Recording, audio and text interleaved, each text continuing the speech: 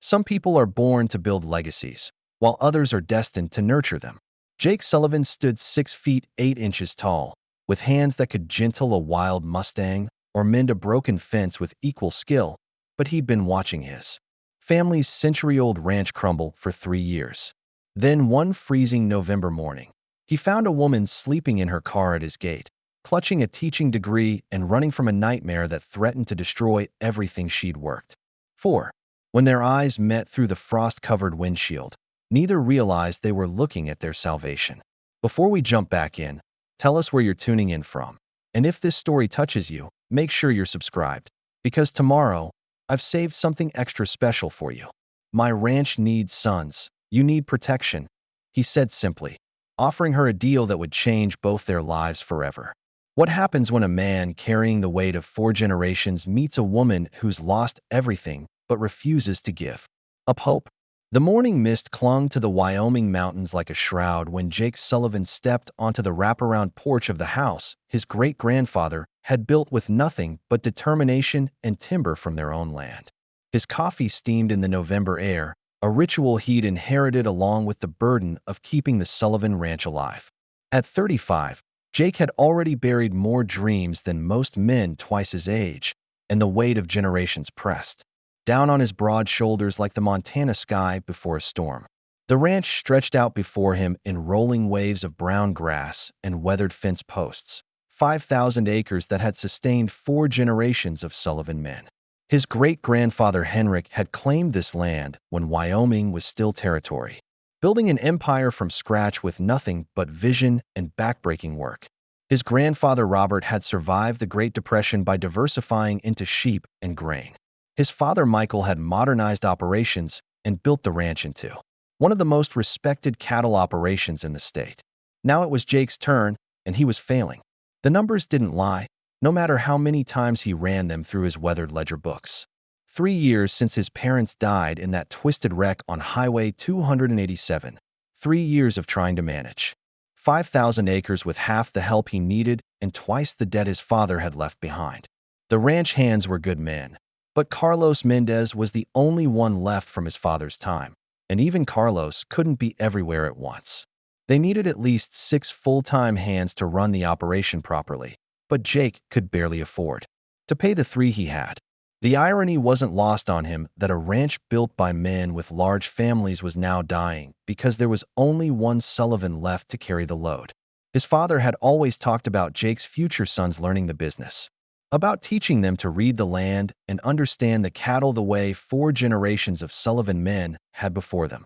But you needed a wife to have sons, and Jake had learned the hard way that most women weren't interested in marrying a man whose fortune was tied up in assets he couldn't sell and a lifestyle that demanded 18-hour days and 7-day weeks. The house behind him echoed with emptiness, 12 rooms built to shelter a large family now occupied by one man and his ghosts. His mother had filled these rooms with laughter, and the smell of fresh bread had made the ranch headquarters feel like the heart of a thriving community. His father had held court at the massive dining room table, planning seasons and discussing bloodlines with visiting ranchers who respected the Sullivan name. Now Jake ate most of his meals standing at the kitchen counter, too tired to bother with ceremony and too proud to admit how the silence was slowly killing him. The cattle were his salvation and his curse. 800 head of prime black Angus that represented the best genetics money could buy and the heaviest debt load the ranch had ever carried. His father's final investment, made just months before the accident, had been a gamble on the future that assumed Jake would have helped managing the expanded herd. Instead, Jake found himself trying to do the work of 3 men while the interest on the loans ate away at profits like wolves picking at a carcass. He'd tried hiring temporary help, but good ranch hands were harder to find than honest politicians, and the ones who showed up usually didn't last long once they realized how much work was involved. The ranch was too remote for day laborers, too demanding for city boys looking for adventure, and too financially strapped to compete with the larger operations for experienced hands. Jake had even considered selling off part of the herd, but cattle prices were down, and he'd be lucky to break even after paying off the loans. The worst part wasn't the financial pressure or even the endless work that left him falling into bed, exhausted every night. The worst part was watching his family's legacy slowly die, knowing that he might be the Sullivan who finally lost what 4 generations had built. The thought kept him awake at night, staring at the ceiling and wondering if he should just sell the whole operation to one of the developers who called every month with offers that grew more tempting as the bills piled higher. This morning felt different somehow, charged with the kind of electric tension that comes before a storm. Jake had learned to trust his instincts after 35 years on the land, and something was Preparing and narrating this story took us a lot of time, so if you are enjoying it, subscribe to our channel. It means a lot to us. Now back to the story. telling him that change was coming whether he was ready for it or not. He finished his coffee and headed toward the barn, his boots crunching through the thin layer of frost that covered everything in silver. The cattle would need hay, the fence in the north pasture needed mending, and the stock tank by the windmill was acting up again. Carlos was already in the barn, forking hay into the feeding troughs with the steady rhythm of a man who'd been doing ranch work for 40 years.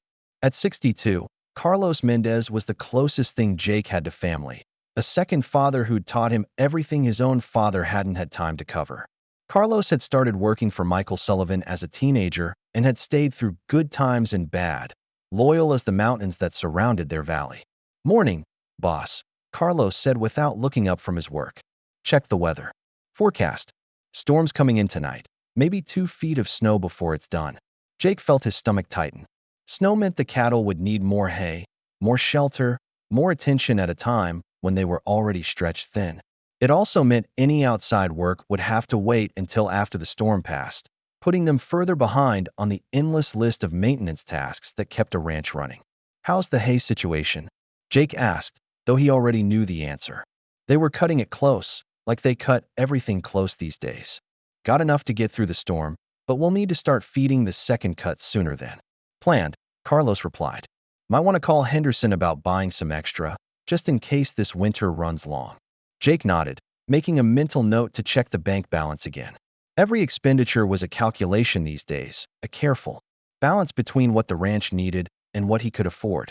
He'd gotten good at making do with less, but there was a limit to how far you could stretch resources before something snapped.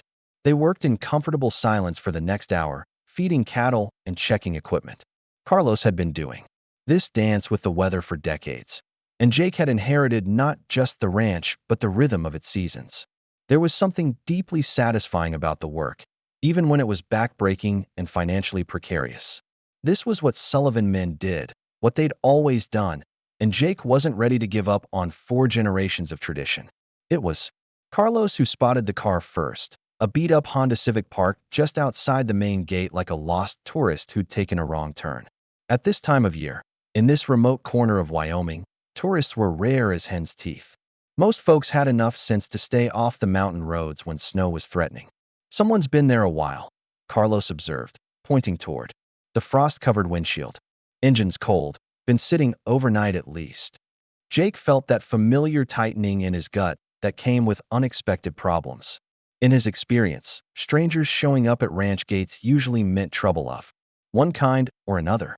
He dealt with everything from environmental activists to real estate speculators to people who thought ranching looked romantic until they saw what it actually involved. Still, leaving someone sitting in a car during a storm wasn't an option, no matter what they wanted. He walked toward the gate with Carlos beside him, their breath forming clouds in the cold morning air. As they got closer, Jake could make out a figure huddled in the driver's seat, wrapped in what looked like a blanket or coat. The car's Wyoming plates were local, but he didn't recognize the vehicle from any of the neighboring ranches. Jake tapped gently on the driver's side window, not wanting to startle whoever was inside. The figure stirred, and a woman's face appeared through the frosted glass, pale and tired but alert. She rolled down the window a few inches, and Jake found himself looking into the most intelligent brown eyes he'd ever seen. "Morning, ma'am," he said politely, the way his mother had taught him to address all women regardless of circumstances. "Everything all right here? You've been sitting out here long?" The woman studied his face for a moment, as if trying to decide whether he represented safety or another problem to add to whatever had brought her to his gate. When she spoke, her voice was steady despite the obvious exhaustion. "I'm sorry if I'm trespassing," she said carefully. "I pulled over last night when I got too tired to drive safely." I was planning to leave as soon as it got light, but my car won't start. Jake could see she was shivering despite the blanket wrapped around her shoulders. Her lips had a blue tinge that spoke of a long, cold night, and he noticed she was wearing what looked like professional clothes under the blanket, not the kind of outfit you'd choose for sleeping in a car. "No need to apologize," he said gently. "Let's take a look at that engine, see what we're dealing with." He gestured for her to pop the hood, and she complied with the quick understanding of someone who'd dealt with car trouble before. The engine was stone cold, and when Jake checked the battery terminals, he found what he'd expected: corrosion and a loose connection that had probably been giving her trouble for weeks. "Battery's dead," he announced, straightening up from the engine compartment. "Connections are pretty corroded too. I can give you a jump, but you're going to need a new battery before you get much further." The woman's face fell slightly, and Jake caught a glimpse of something that looked like desperation before she composed herself again. There was a story here, he realized, something more complex than a simple case of car trouble. "Is there a garage in town?" she asked. "Somewhere I could get it fixed?" "Henderson's Auto, but build doesn't open until 9, and with the storm coming, he might not have the parts you need today," Jake replied honestly. He studied her face, noting the careful way she held herself and the quality of exhaustion that suggested more than just one bad night. "Ma'am, I don't mean to pry, but you look like you could use a hot meal and a warm place to sit while we figure this out." The offer hung in the air between them, and Jake could see her weighing options behind those intelligent eyes. Trust didn't come easy to someone who'd been sleeping in her car, but the storm brewing overhead didn't leave much room for pride. "I don't want to impose," she said finally. "I can wait in the car until the garage opens." "Storm's going to dump 2 feet of snow before noon," Carlos interjected, speaking for the first time since they'd approached the car. "Car like this won't make it down the mountain in that kind of weather. Might not make it even with a new battery." Jake saw the moment when reality hit her, the careful composure cracking just slightly as she realized how limited her options had become. Whatever had brought her to his gate, whatever she was running from or toward, she was effectively trapped by geography and weather. "I'm Jake Sullivan," he said, extending his hand through the window. "This is my ranch, and my friend Carlos here. We've got coffee on and breakfast cooking. At least come in and warm up while we figure out your next move." She hesitated for another moment, then reached out to shake his hand. Her grip was firm despite the cold, the handshake of someone accustomed to standing on her own. "Emma Carter," she said simply, "and I accept your offer, Mr. Sullivan." "Thank you." As Jake helped her gather what few belongings she had in the car, a small suitcase and a leather bag that looked like it might contain teaching materials, he found himself wondering what series of events had led a woman like Emma Carter to spend the night in a broken-down car at his ranch gate. She moved with the careful dignity of someone who'd been knocked down but wasn't staying down, and there was something about her that reminded him of his mother's quiet strength. The walk to the house gave him a chance to observe her more closely. She was probably in her late 20s, with dark hair pulled back in a practical ponytail and clothes that suggested professional responsibility rather than wealth. Her shoes were wrong for ranch work, but sensible for someone who spent time on her feet, and the way she looked around the property told him she was evaluating everything with the eye of someone who understood land and livestock. "This is beautiful property," she said as they approached the house, and Jake heard genuine appreciation in her voice. "How long has your family owned it?" "4 generations," he replied, surprised by how much pride still came through in his voice despite everything. "My great-grandfather homesteaded it in 1887. We've been raising cattle here ever since." Something shifted in her expression, a kind of recognition that caught his attention. "That's remarkable," she said softly. "To have that kind of continuity, that connection to the land. You must feel incredibly fortunate."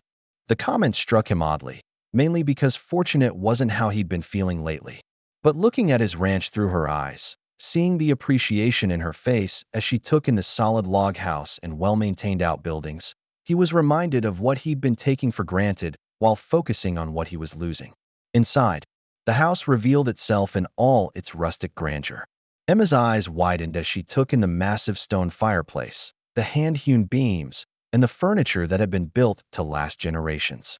This wasn't just a house, it was a testament to permanence in an impermanent world. "Please, sit anywhere," Jake said, gesturing toward the living room. I'll get that coffee and see what Carlos has been cooking. He's the real cook around here.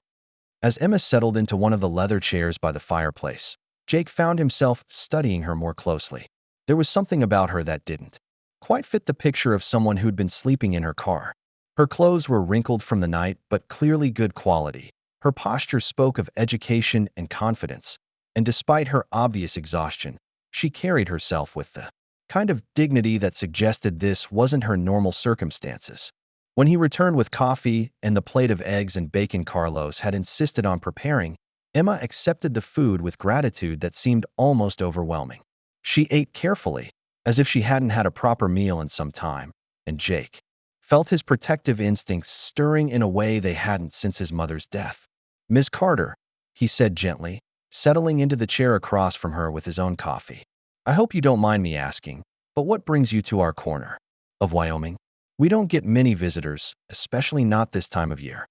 Emma paused with her fork halfway to her mouth, and Jake could see her weighing how much to reveal. When she spoke, it was with the careful precision of someone who'd been forced to explain herself too many times recently. "I'm a teacher," she said simply. "Elementary education, with a specialization in agricultural programs. Or I was, until recently." She took a sip of coffee, gathering herself. "I was working at Copper Creek Elementary until 2 weeks ago." Jake knew Copper Creek Elementary, a small school that served the scattered ranch families in the valley. It was the kind of place where teachers wore multiple hats and knew every student by name. The educational heart of a tight-knit rural community. "What happened?" he asked, though something in her expression suggested the answer wouldn't be simple. Emma's jaw tightened almost imperceptibly. "The school board decided they didn't need my agricultural education program anymore. Said it wasn't cost-effective, that the children needed to focus on more practical skills for the modern world." She paused, anger flickering in her eyes. What they really meant was that someone made them an offer they couldn't refuse. Someone. Richard Blackwood. He's a developer from Jackson, been buying up property in the valley for the past year. He wants the school property for a luxury resort development. Emma's voice grew harder.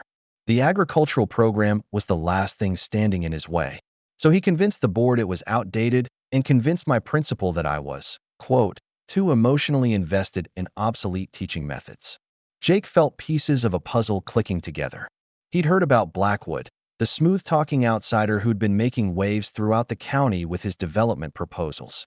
Most of the local ranchers viewed him with suspicion, but he had money and connections that opened doors in places where common sense should have prevailed. "So they fired you for doing your job too well?" Jake asked. "They fired me for refusing to recommend that the program be discontinued," Emma replied. "And when I tried to fight it, Blackwood made sure I couldn't find another teaching position anywhere in the state. He has connections at the state education department, friends who can make life very difficult for teachers who don't play along with his plans." The picture was becoming clearer now, and Jake felt anger building in his chest. He'd seen enough of Richard Blackwood's methods to know the man didn't hesitate to destroy lives when they interfered with his profits. But going after a teacher, destroying someone's career for trying to preserve agricultural education, that was a new low even for someone like Blackwood. "Where have you been staying?" he asked gently, though he suspected he already knew the answer. "In my car, mostly," Emma admitted, her cheeks flushing with embarrassment. "I've been driving around for 2 weeks, trying to find work, somewhere to land.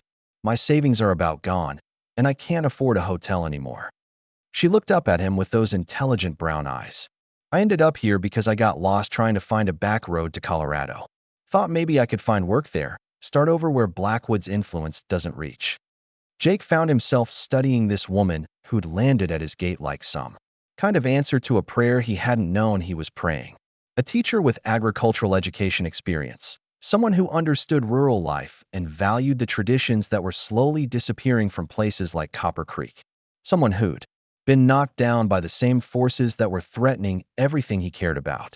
"Ms. Carter," he said slowly, an idea beginning to form in his mind. "Can I ask you something? What exactly did your agricultural education program involve?" Emma's face lit up for the first time since he'd met her, and Jake caught a glimpse of the passionate teacher she must have been before Blackwood destroyed her career. "Everything," she said eagerly. "Basic animal husbandry, crop rotation, soil conservation, ranch management, even some veterinary basics. I wanted kids to understand that agriculture isn't just farming. It's a complete way of life that requires intelligence, planning, and respect for the land. And you taught all that to elementary school children? I adapted it for their level, but yes. These are ranch kids, Mr. Sullivan. Their families have been working the land for generations, just like yours. They deserve to understand their heritage, to see that what their parents do requires skill and knowledge and planning. Her voice grew more animated as she spoke. Too many kids grow up thinking ranch work is somehow less intelligent than office work, that they need to leave the land to be successful. I was trying to show them that agriculture is one of the most complex, demanding professions in the world. Jake felt something shift inside his chest, a recognition that went beyond mere attraction to this woman's intelligence and passion. Here was someone who understood what he'd been struggling to articulate for years, who saw value in the way of life he'd been fighting to preserve. How much do you know about cattle ranching specifically? He asked. More than most teachers, probably not as much as I'd like, Emma replied honestly. I grew up on a small ranch in Colorado before my parents sold and moved to town. I know enough to teach the basics, and I'm always eager to learn more. Jake looked at this woman who'd appeared at his gate like some kind of miracle, a teacher, who specialized in exactly what he needed, who understood the value of what he was trying to preserve, who'd been destroyed by the same forces that were threatening his ranch. An idea was taking shape in his mind, crazy enough to work and desperate enough to try. Miss Carter, he said carefully, what would you say if I told you I might have a job for you? Not teaching in a traditional school, but something that would use all your skills and give you a place to stay while you figure out your next move? Emma leaned forward in her chair, hope flickering in her eyes for the first time since he'd met her. I'd say I'm listening, Mr. Sullivan. Jake stood up and walked to the window that looked out over his ranch, 5,000 acres of legacy and responsibility that had been slowly crushing him under their weight. When he turned back to face Emma, he saw her watching him with the kind of focused attention that made him believe she might actually understand what he was about to propose. This ranch has been in my family for 4 generations, he began, but I'm the last Sullivan, and I'm not doing a very good job of keeping it alive. I need help, but not just any help. I need someone who understands what this place represents, what it means to preserve a way of life that's disappearing. Emma nodded, encouraging him to continue. My ranch needs sons, Jake said, echoing words his father had spoken countless times. Not just workers, but people who understand that this isn't just a business. It's a responsibility to the land and the animals and the community. But you can't have sons without building something worth inheriting first. He paused, gathering courage for what he was about to suggest. You need protection from Blackwood and his connections, and you need time to rebuild your career. I need someone who can help me save this ranch and maybe teach me how to see its value the way you see it. Jake met her eyes directly. What would you say to a partnership, Miss Carter? You help me figure out how to make this ranch sustainable. Again, and I'll give you a safe place to land and fight back against the people who destroyed your career. Emma stared at him for a long moment, and Jake could see her mind working through the implications of what he was suggesting. It was a crazy idea, a partnership between strangers based on nothing more than desperate need and mutual respect. But sometimes crazy ideas were the only ones that worked. What exactly are you proposing, Mr. Sullivan? She asked quietly. I'm proposing that we save each other, Jake replied simply. You teach me what you know about sustainable agriculture and land management. Help me figure out how to make this ranch profitable again. I'll give you a place to stay, a salary, and protection from Blackwood's reach while you rebuild your teaching credentials. He gestured toward the ranch spread out beyond the window. There's a small house about a mile from here that was built for the ranch foreman back when we had enough workers to need one. It's empty now, but it's solid and comfortable. You'd have complete privacy and independence. Emma was quiet for so long that Jake began to worry he'd overstepped, that his desperation had made him suggest something that sounded more like charity than partnership. But when she finally spoke, her voice was steady and thoughtful. You're talking about more than just a job, she said. You're talking about a complete change of life for both of us. Maybe that's exactly what we both need, Jake replied. A chance to build something new while preserving something old. Emma stood up and walked to the window, looking out at the ranch with the same appreciative eyes she'd shown when they first walked up to the house. Jake watched her face, seeing her evaluate not just the property, but the possibilities it represented. "I'd want to contribute more than just advice," she said finally. "I'd want to be a real partner, someone who shares the work and the responsibility. I'm not looking for charity, Mr. Sullivan." "Neither am I," Jake replied firmly. "I'm looking for someone who can help me save something worth saving." Emma turned from the window to face him, and Jake saw decision crystallizing in her expression. "When would you want me to start?" The question hit him like a physical relief, and Jake realized how much he'd been hoping she would say yes. "How about today?" he said. "Storm's coming in anyway, so we've got time to show you around, get you settled in the foreman's house before the weather hits." Emma smiled then, the first real smile he'd seen from her, and Jake felt something shift in his chest that had nothing to do with saving the ranch and everything to do with the way her whole face transformed when she wasn't carrying the weight of desperation. "Then I accept your offer, Mr. Sullivan," she said, extending her hand for the second time that morning. "Partners." As Jake shook her hand, feeling the firmness of her grip and the warmth of her palm against his, he found himself wondering if he'd just made the smartest decision of his life or the craziest. But looking into Emma Carter's intelligent brown eyes, seeing the determination and hope that had survived 2 weeks of sleeping in her car and months of fighting people who wanted to destroy what she valued most, he decided that maybe smart and crazy weren't mutually exclusive. Outside, the first snowflakes were beginning to fall, and Jake could feel the storm building in the mountains. But inside his kitchen, shaking hands with a homeless teacher who specialized in agricultural education, he felt something he hadn't experienced in 3 years of struggling to save his family's legacy. He felt hope. The snow had been falling for 3 hours when Jake finally convinced Emma to let him drive her to the foreman's house in his truck, her broken-down Honda left behind at the gate like a symbol of the life she was choosing to leave behind. The small log cabin sat nestled among a grove of aspens about a mile from the main house, close enough for convenience, but far enough to provide the independence she'd insisted upon. Jake had built the place himself 5 years ago, back when he'd still believed the ranch would grow large enough to need a dedicated foreman beyond Carlos. As they pulled up to the cabin, Emma studied the structure with the same careful attention she'd given everything else on the ranch. The building was solid and well-constructed, with a covered porch and large windows that would provide plenty of natural light. Smoke was already rising from the chimney, and Jake felt a flush of gratitude toward Carlos, who'd obviously taken it upon himself to get the place ready for their unexpected guest. "It's not much," Jake said as he helped her carry her few possessions to the front door, "but it's warm and dry, and the well water's good. Carlos stocked the pantry last month when we thought we might be hiring someone." Emma paused on the threshold, her hand on the door frame as she took in what would be her new home. The interior was simple but comfortable, with a stone fireplace dominating one wall and a small but efficient kitchen tucked into the corner. The furniture was handmade, clearly crafted by someone who understood both form and function, and the overall effect was one of rustic elegance that spoke to the Sullivan family's attention to quality. "It's perfect," she said quietly, and Jake heard genuine appreciation in her voice rather than polite gratitude. "I haven't had a real home in months. This feels like a palace compared to sleeping in my car." Jake found himself studying her profile as she explored the cabin, noting the way her shoulders seemed to relax for the first time since he'd met her. There was something about Emma Carter that intrigued him beyond her obvious qualifications for helping with the ranch. She carried herself with a quiet dignity that suggested she'd been knocked down before and gotten back up. But there was also a vulnerability in her eyes that made him want to protect her from whatever had driven her to sleep in her car at his gate. "The generator's automatic if the power goes out," he explained, showing her the basic systems of the cabin. "Phone line works most of the time, though this storm might knock it out for a day or two. If you need anything, just walk over to the main house. Carlos and I are usually up before dawn anyway."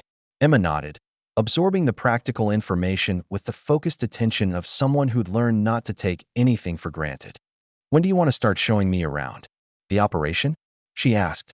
"I know you said you needed help, but I'd like to understand exactly what I'm getting myself into." The question was reasonable, but Jake found himself hesitating. The truth was that the ranch's problems were more complex than he'd explained, and he wasn't sure how much to reveal about just how desperate his situation had become. The debt load alone would be enough to scare off most people, and the prospect of losing the family legacy was something he'd barely been able to admit to himself, let alone a stranger. "Why don't you get settled tonight?" he said finally. "Tomorrow. I'll take you through the whole operation, show you the books, explain what we're dealing with. Fair warning, though, it's not a pretty picture." Emma turned from the window where she'd been watching the snow fall to study his face with those perceptive brown eyes. "Mr. Sullivan, if I've learned anything in the past few months, it's that most situations look worse when you're facing them alone. I didn't agree to this partnership because I thought it would be easy." The simple honesty of her statement hit him harder than he'd expected. For 3 years, Jake had been carrying the weight of the ranch's problems by himself, too. Proud to ask for help and too stubborn to admit that he might be in over his head. Having someone acknowledge that sharing the burden might actually make it lighter was more of a relief than he'd anticipated.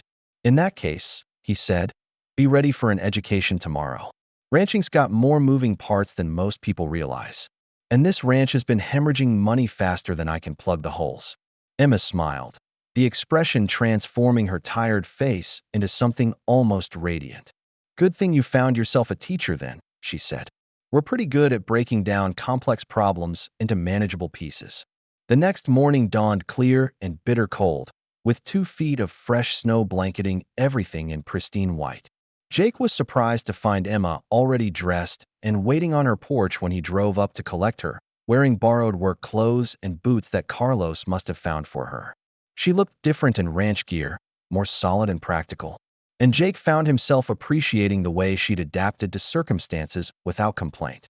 "Sleep well?" he asked as she climbed into the truck. "Better than I have in weeks," she replied honestly. "Having a real bed and knowing I'm safe makes more difference than you might think." They drove through the snowy landscape toward the main barn, Jake pointing out various features of the ranch and explaining the basic layout of the operation. Emma asked intelligent questions about everything from water rights to grazing rotation, and Jake found himself impressed by how quickly she grasped the interconnected nature of ranch management. The barn was warm and filled with the comfortable sounds of cattle settling in for a long winter. Carlos was already there, distributing hay and checking on the animals with the practiced efficiency of a man who'd been doing this work for decades. He looked up as they entered, and Jake saw approval in his weathered face as he took in Emma's practical clothing and attentive manner. "Morning, Miss Carter," Carlos said politely. "Hope the cabin suited you all right." "It's wonderful, thank you," Emma replied. "I really appreciate you getting it ready on such short notice." Carlos nodded, already turning back to his work, but clearly pleased by her gratitude.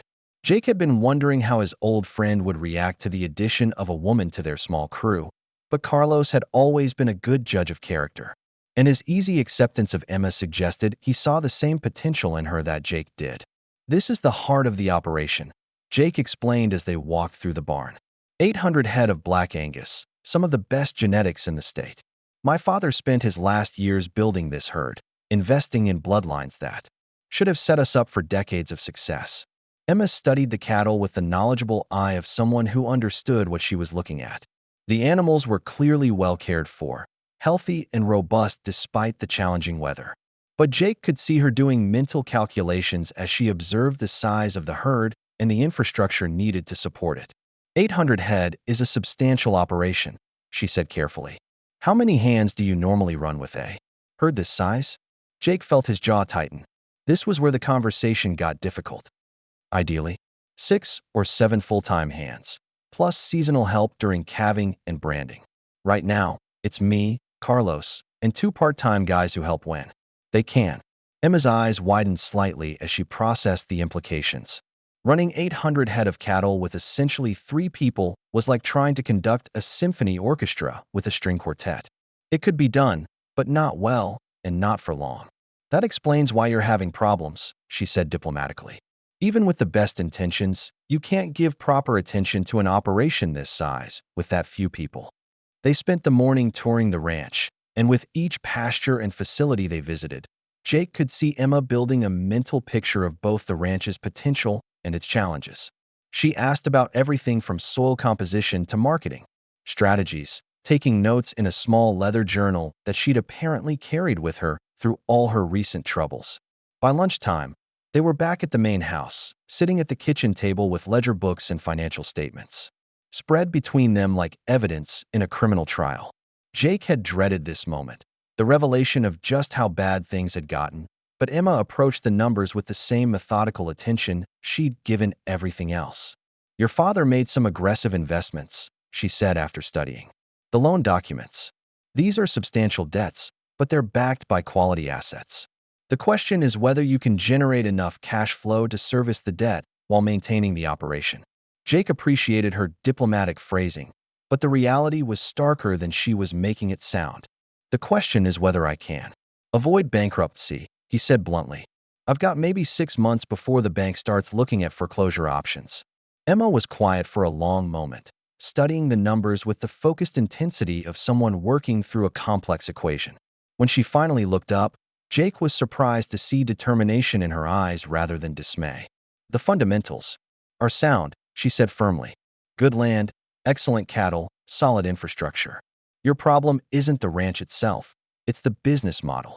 You're trying to run a modern operation using methods that worked when labor was cheap and land was essentially free." Jake felt a flicker of hope mixed with skepticism.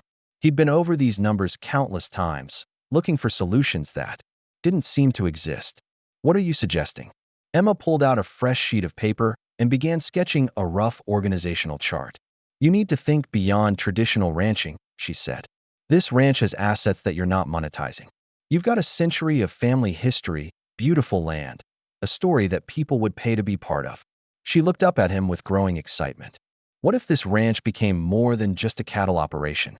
What if it became an educational center, a place where people could come to learn about sustainable agriculture, traditional ranching methods, land stewardship?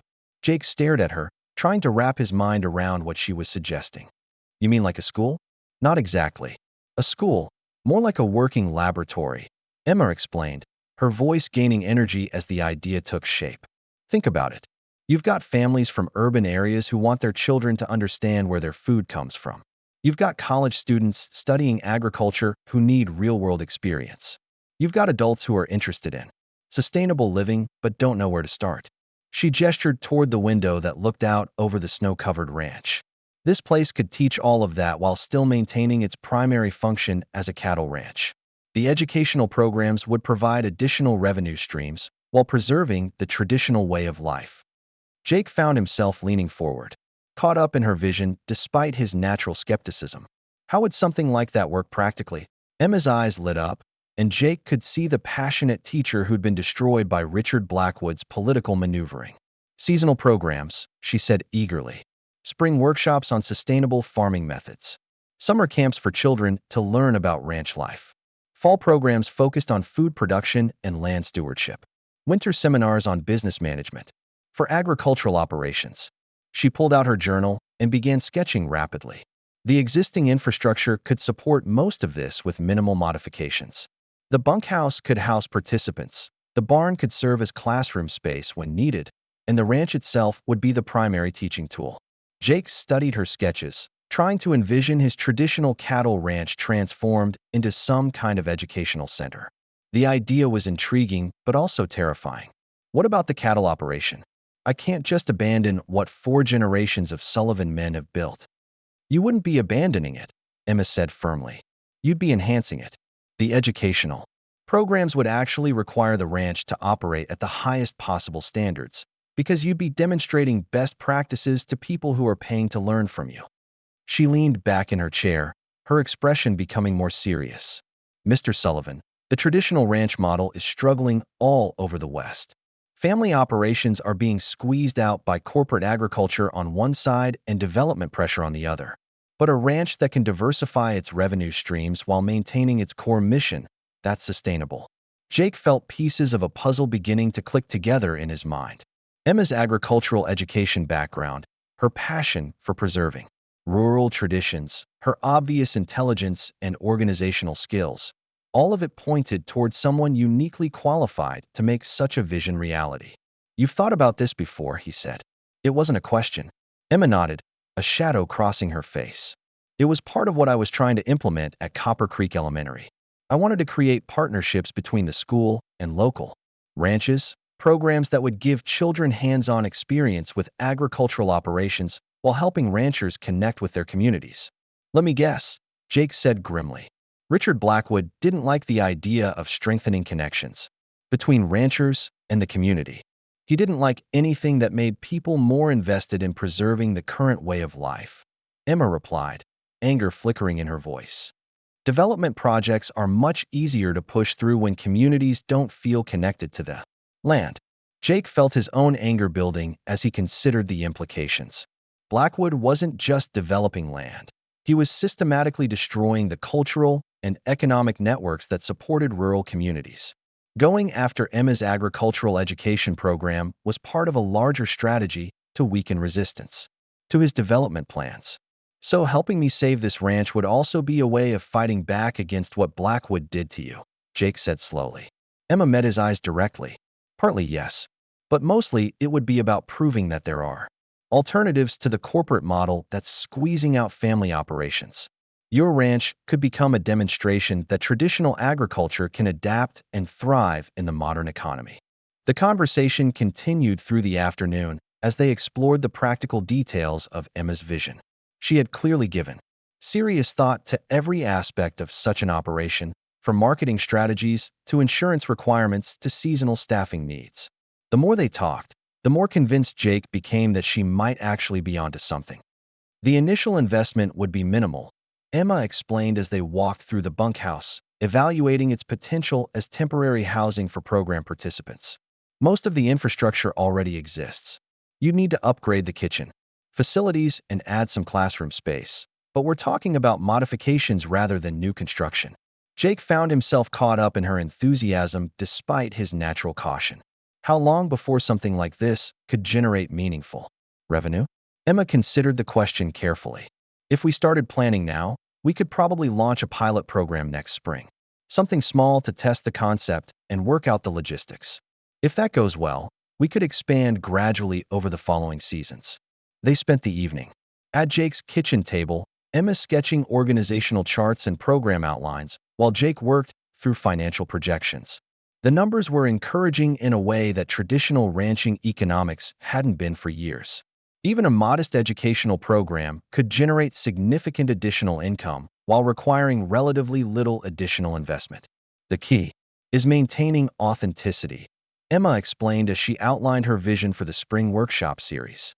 Participants need to understand that they're experiencing real ranch life, not some sanitized version designed for tourists.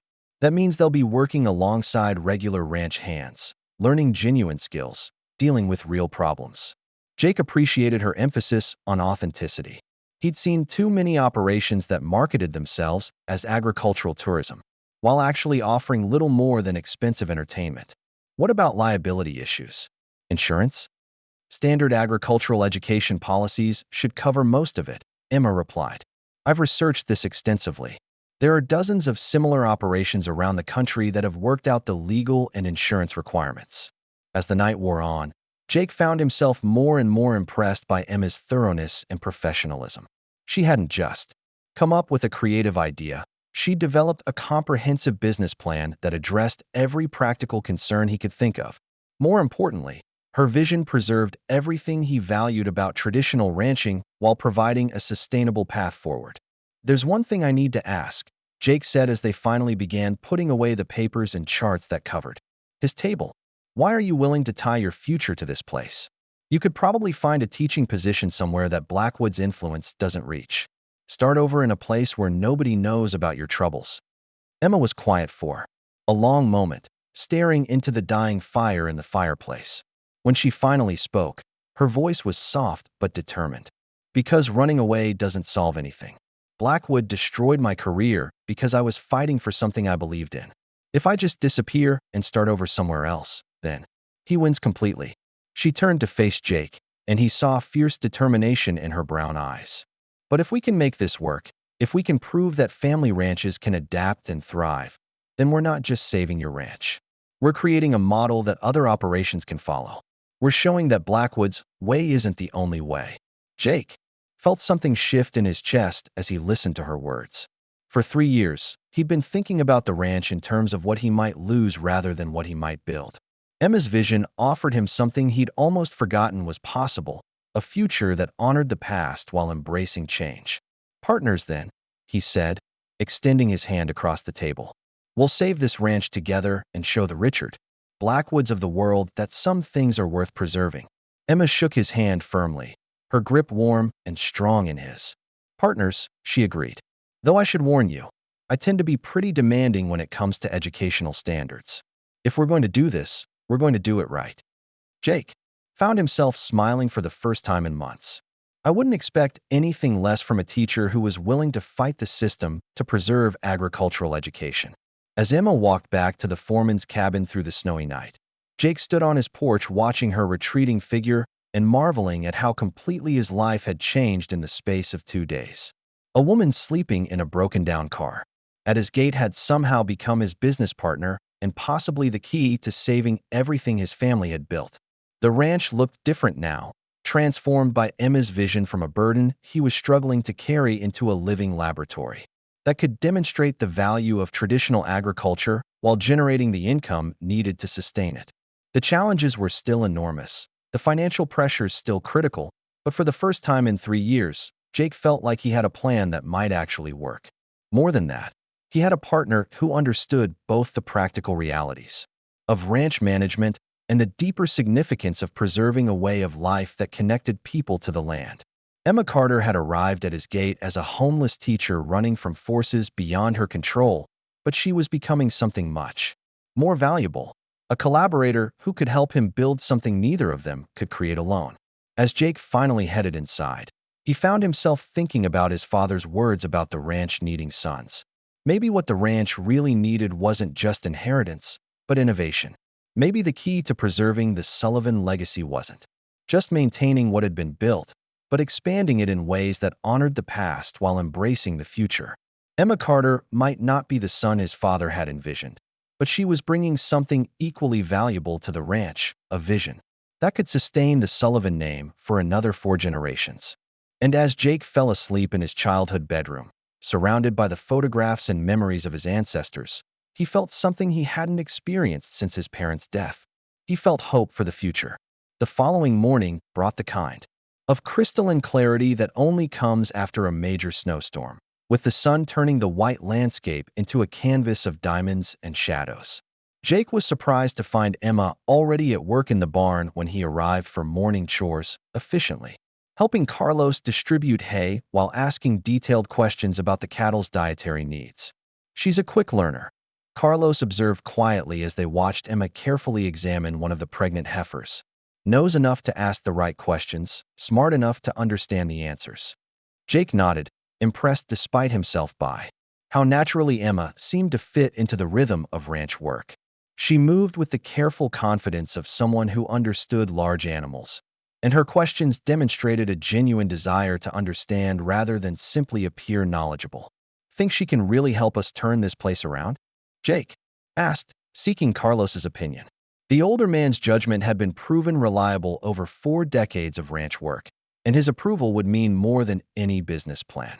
Carlos was quiet for a moment, studying Emma as she knelt beside a calf to examine its hooves with the kind of gentle thoroughness that suggested real experience with livestock. She's got good hands, he said finally. Good instincts. But more than that, she sees what this place could be instead of just what it is right now. It was perhaps the highest praise Carlos could offer, and Jake felt his confidence in their partnership growing stronger. If Emma could win over Carlos in just 2 days, she could probably handle anything the ranch might throw at her. They spent the morning working through the practical details of ranch management, Emma absorbing information about everything from breeding schedules to hay quality with the methodical thoroughness of someone building a comprehensive understanding. Jake found himself explaining concepts he hadn't thought about in years, forced to articulate the reasoning behind practices that had become second nature. Why do you rotate the bulls between pastures on this schedule? Emma asked, studying the breeding chart that tracked bloodlines and genetic diversity across the herd. Prevents inbreeding, Jake explained, but also ensures we're getting the best genetic combination for each group of cows. Bull A has strong maternal lines, but tends to produce smaller calves. Bull B produces bigger calves, but with more difficult births. Bull C is the perfect balance, but his offspring need more careful nutrition management. Emma nodded, making notes in her journal. So successful ranching requires understanding genetics, nutrition, veterinary medicine, business management, and probably a dozen other specialties. At least, Jake agreed. My father used to say that a good rancher needed to be part scientist, part businessman, part veterinarian, and part fortune teller. That's exactly what I mean about the complexity of agricultural work, Emma said, with growing excitement. People think ranching is simple because it's been done for centuries, but modern ranch management requires more diverse knowledge than most corporate jobs. Jake felt a familiar frustration rising. Try telling that to the banks when they're evaluating loan applications. They see agriculture as high risk, low return compared to other industries. Because they're measuring the wrong things, Emma replied firmly. They're looking at short-term cash flow instead of long-term sustainability. They're comparing agricultural returns to financial speculation instead of to other forms of productive investment. The conversation continued as they moved through various aspects of ranch operations, Emma's questions becoming increasingly sophisticated as she built her understanding of the interconnected systems that kept the operation running. Jake found himself impressed not just by her intelligence, but by her ability to see patterns and connections that weren't immediately obvious. The educational program could actually strengthen the core ranching operation, Emma observed as they discussed the challenges of finding reliable seasonal help. Program participants could provide additional labor during peak seasons, and the educational component would ensure they're properly trained and motivated. Jake hadn't considered that angle, but Emma was right. Most ranches struggled to find good help during calving season or branding time. An educational program that attracted people who were genuinely interested in learning could provide both labor and revenue during the ranch's busiest periods. You'd need to be careful about skill levels, Jake said thoughtfully. Some jobs require years of experience. That's why you designed the program in tiers, Emma replied. Beginners handle basic tasks under supervision, intermediate participants take on more complex work, advanced participants function essentially as seasonal employees. Everyone learns, everyone contributes, everyone benefits. By afternoon, they had outlined a comprehensive vision that integrated educational programming with traditional ranch operations in ways that strengthened both. Emma's teaching background provided the pedagogical framework, while Jake's ranching experience ensured that practical considerations weren't overlooked. We could start with weekend workshops, Emma suggested as they sat on the porch of the main house, watching the cattle move through the snowy pastures. Basic topics that don't require overnight accommodation. Sustainable ranching practices, introduction to livestock management, land stewardship principles. Jake found the incremental approach appealing. Test the market without major investment. Exactly. If the weekend programs succeed, we expand to longer workshops, then multi-day intensives, then eventually full-scale educational programs. Emma's voice carried the enthusiasm of someone who could see every step of the process clearly. As the sun began to set behind the mountains, painting the snow-covered ranch in shades of gold and pink, Jake realized that somewhere during the past 3 days, his perspective on the future had fundamentally shifted. The ranch was no longer just a burden he was struggling to maintain, but a platform for something larger and more significant than anything his family had built before. Emma, he said quietly, I need you to know something. When I offered you this partnership, I was thinking mostly about what you could do for the ranch. But I'm starting to realize that this could be as important for preserving agricultural education as it is for saving the ranch. Emma turned to look at him, and Jake saw understanding in her brown eyes. What Richard Blackwood tried to destroy wasn't just my career, she said softly. It was the idea that rural communities have value worth preserving, that traditional ways of life deserve respect and support. And by creating something like this, we're proving that those communities can adapt and thrive, Jake continued. We're showing that family ranches don't have to choose between tradition and innovation. Emma nodded, her expression serious but hopeful. We're creating proof that the things Blackwood wants to destroy are actually worth fighting for. As darkness settled over the ranch and Emma prepared to return to her cabin, Jake felt the weight of responsibility settling on his shoulders in a new way. This partnership was about more than saving the Sullivan Ranch, more than preserving for generations of family legacy. It was about demonstrating that rural America had solutions to offer rather than just problems to solve. Standing on his porch and watching Emma walk through the snow toward her cabin, Jake realized that his father's words about the ranch needing sons had been both right and wrong. The ranch did need heirs, people who would carry forward its mission and values.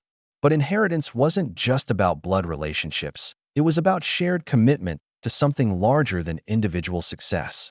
Emma Carter might not be a Sullivan by birth, but she was bringing to the ranch exactly what it needed to survive and thrive.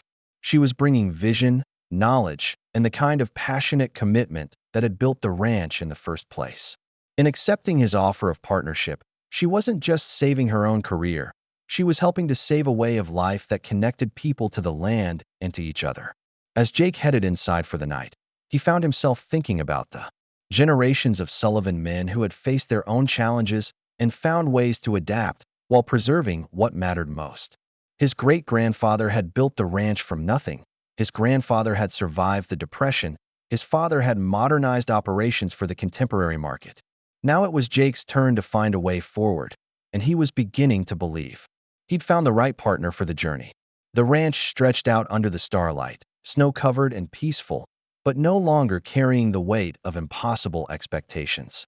Tomorrow would bring new challenges, new decisions, new steps toward building something that honored the past while embracing the future.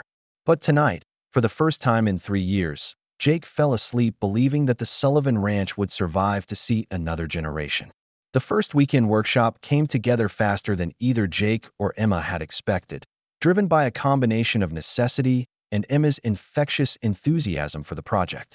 Word had spread through the valley about the Sullivan Ranch's new educational initiative, carried by the efficient gossip network that connected every coffee shop, feed store, and church social within a 50-mile radius.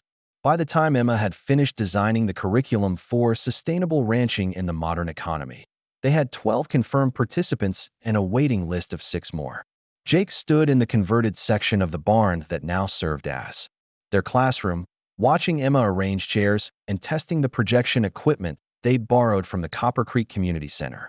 She moved with the purposeful efficiency of someone who'd spent years organizing learning environments, transforming the utilitarian space into something that felt both professional and authentically agricultural. The morning sun streaming through the high windows illuminated the teaching charts she'd prepared, detailed diagrams that broke down complex ranching concepts into digestible components. "You nervous?" Jake asked, noting the careful way Emma was adjusting and readjusting the presentation materials. Emma paused in her preparations, considering the question with characteristic honesty. "Excited more than nervous," she said finally. "This is the first time in months I've been able to do what I'm actually trained for. But there's pressure too. If this doesn't work, if people don't see the value in what we're offering, then everything we've been planning falls apart." Jake understood the weight she was carrying. The success of today's workshop would determine whether their educational initiative was a viable business model or an expensive experiment. More than that, it would prove whether Emma's vision of preserving agricultural traditions through education could actually work in practice rather than just in theory. The participants began arriving shortly after breakfast, a diverse group that reflected both the changing face of agriculture and the growing interest in sustainable food production. There was Frank Morrison, a neighboring rancher whose operation was facing similar challenges to Jake's. Sarah Chun had driven down from Casper, where she worked as an environmental consultant but dreamed of returning to her family's abandoned homestead. 2 young couples from Jackson had signed up together, urban professionals looking for weekend property they could develop into small-scale agricultural operations. Emma greeted each participant personally, taking time to understand their backgrounds and goals while Jake handled the practical details of getting everyone settled. He watched her work with growing admiration, noting how she tailored her conversation to each person's level of experience while making everyone feel welcome and valued. This was Emma in her element, the passionate educator who'd been willing to fight the system to preserve agricultural education. "Before we begin," Emma said as the group gathered in the makeshift classroom, "I want to be clear about what you're going to experience today. This isn't a theoretical discussion about ranching. It's a hands-on introduction to the real work of managing a cattle operation. You'll be getting dirty, you'll be working with large animals, and you'll be learning skills that require practice to master. She gestured toward Jake, who stood at the back of the room feeling slightly uncomfortable with the attention. Jake Sullivan represents the fourth generation of his family to work this land. His great-grandfather homesteaded this ranch in 1887, and every generation since has found ways to adapt traditional practices to changing circumstances. Today, you'll be learning from someone who understands both the heritage of ranching and the innovations needed to keep family operations sustainable. The introduction was generous and professional, but Jake noticed how Emma positioned the workshop as an opportunity to learn from proven expertise rather than experimental theory. She was establishing credibility for both the program and the ranch, while setting expectations that emphasized authentic experience over sanitized education. The morning session covered the fundamentals of cattle management, with Emma leading discussions about nutrition, breeding, and herd health, while Jake provided practical demonstrations. The participants asked intelligent questions that revealed genuine interest in understanding the complexities of ranch management rather than simply acquiring superficial knowledge about country life. Why do you separate the bulls from the main herd during certain seasons? Asked Dr. Marcus Webb, a veterinarian from Cheyenne who was considering a career change to ranch management. Jake appreciated the specificity of the question. Controlled breeding, he explained, walking over to the chart that showed the ranch's breeding schedule. We want calves born during optimal weather conditions, when grass quality is at its peak and weather stress is minimal. Bulls running with the herd year-round means calves born at random times, including during winter storms or drought conditions. Emma built on his explanation, connecting the practical decision to broader principles of sustainable agriculture. This illustrates one of the key concepts in ranch management: the importance of working with natural cycles rather than against them. Every decision about timing, from breeding to marketing, needs to consider environmental factors that are beyond human control. The integration of practical demonstration with theoretical framework was exactly what Jake had hoped for when they'd planned the workshop. Emma's teaching background provided structure and context, while his ranching experience offered concrete examples that made abstract concepts meaningful. The participants were getting both the intellectual understanding and the hands-on skills they needed to apply what they were learning. The afternoon brought the group out to the pastures, where Jake demonstrated proper cattle handling techniques, while Emma explained the reasoning behind different management strategies.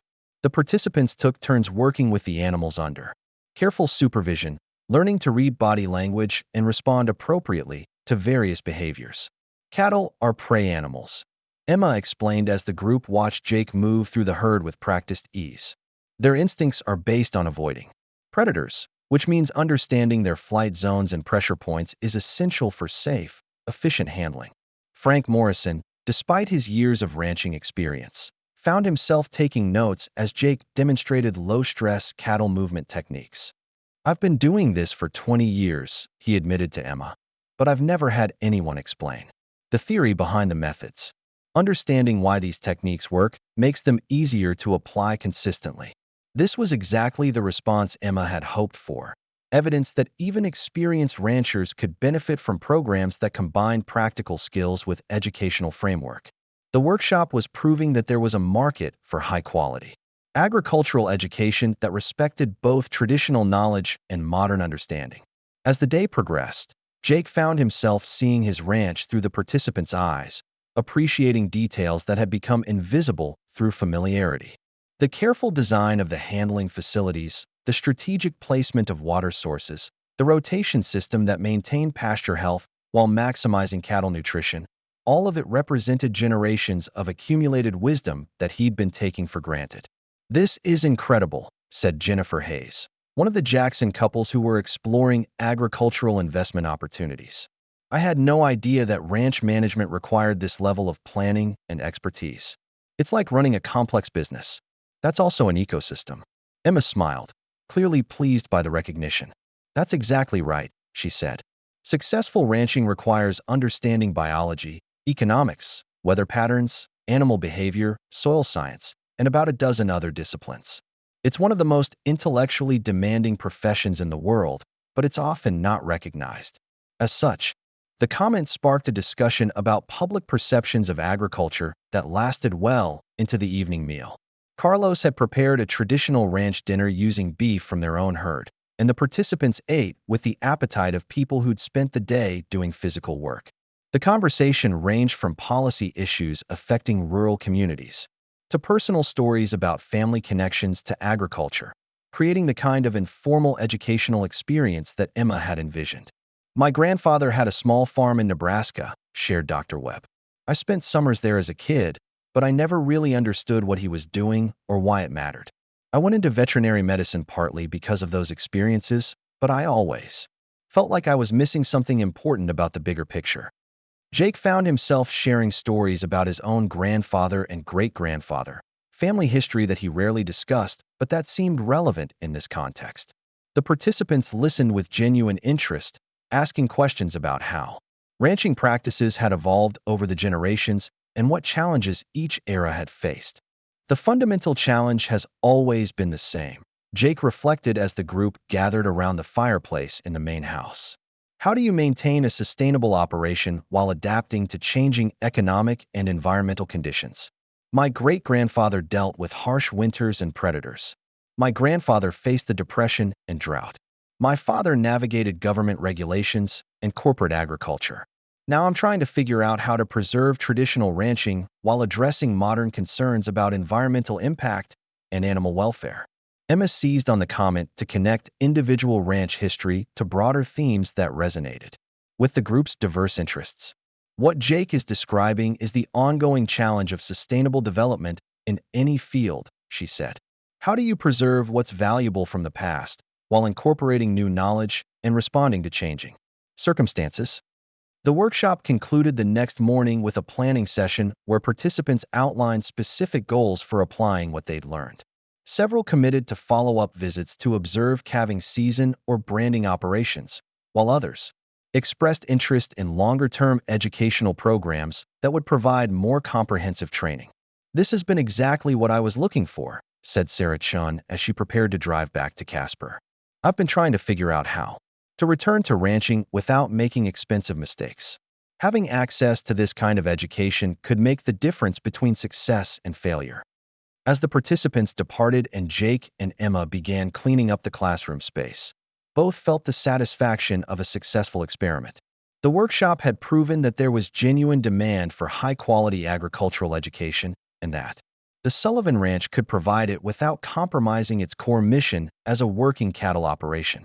12 people paid good money to spend a weekend learning about ranch management, Jake mused as they stacked chairs and packed away teaching materials. 6 months ago, I couldn't have imagined that anyone would see value in what we do here.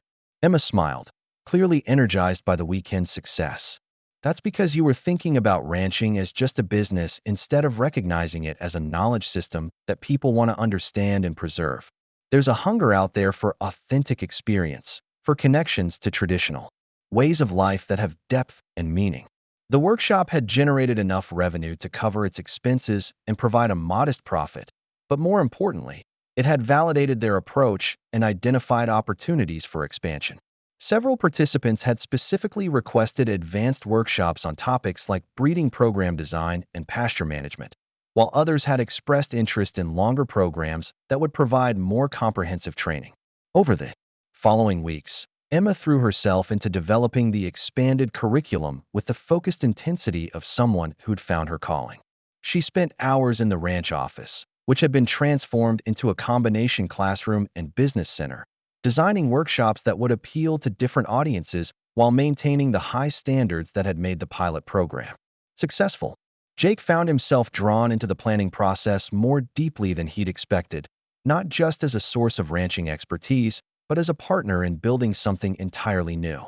Emma's vision was ambitious but practical, and her systematic approach to curriculum development impressed him with its thoroughness and attention to detail. We need to think about seasonal programming, Emma explained as they worked through the calendar for the coming year. Spring workshops focused on land management and pasture development. Summer programs that take advantage of good weather for outdoor activities. Fall sessions on breeding programs and winter preparation. Winter seminars on business planning and financial management. Jake appreciated how she was designing the programs to complement rather than interfere with ranch operations. The busiest times for educational activities would coincide with periods when ranch work was relatively light, while the most intensive ranch activities could become learning opportunities for advanced participants. What about housing? Jake asked. If we're going to do multi-day programs, people will need places to stay. Emma had already considered the issue. The bunkhouse can accommodate 8 people comfortably, more if we add some additional beds. For larger programs, we could partner with local hotels or encourage camping for participants who are interested in that level of authenticity. They spent an afternoon walking through the bunkhouse, evaluating its potential as educational housing. The building was solid and well-maintained, with a large common area that could serve as informal classroom space and individual rooms that provided privacy and comfort. With some modest improvements to the kitchen and bathroom facilities, it could easily support the kind of programs Emma was envisioning.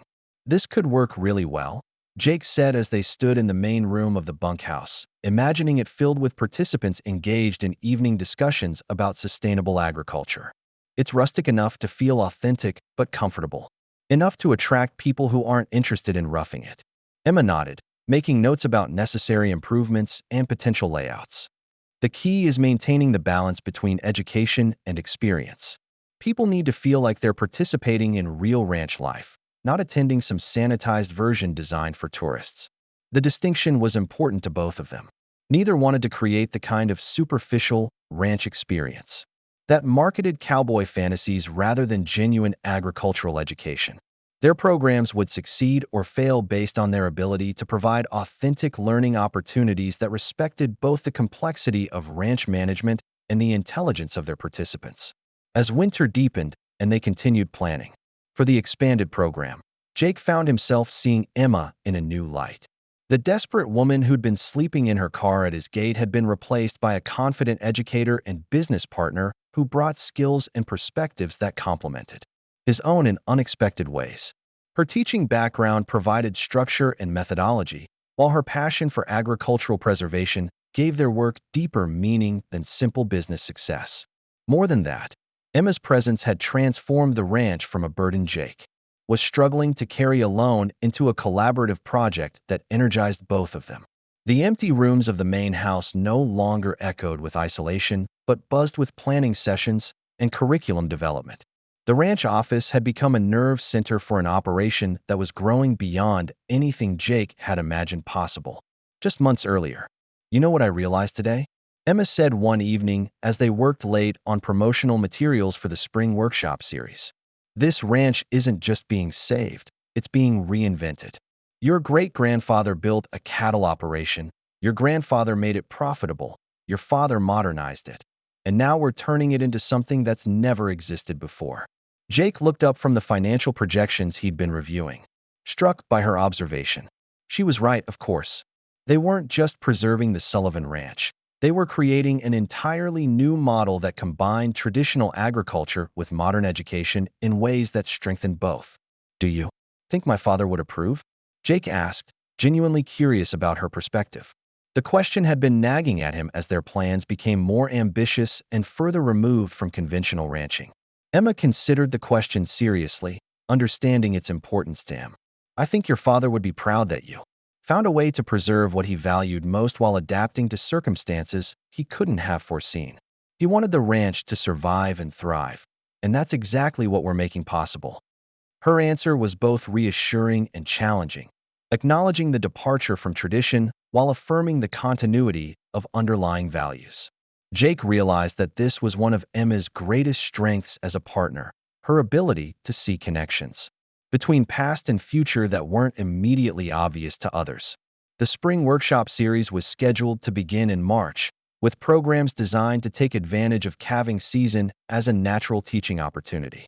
Emma had developed partnerships with the local extension office and state university that would provide additional expertise while establishing academic credibility for their programs. The registration numbers were encouraging, with several workshops already approaching capacity months before they were scheduled to begin.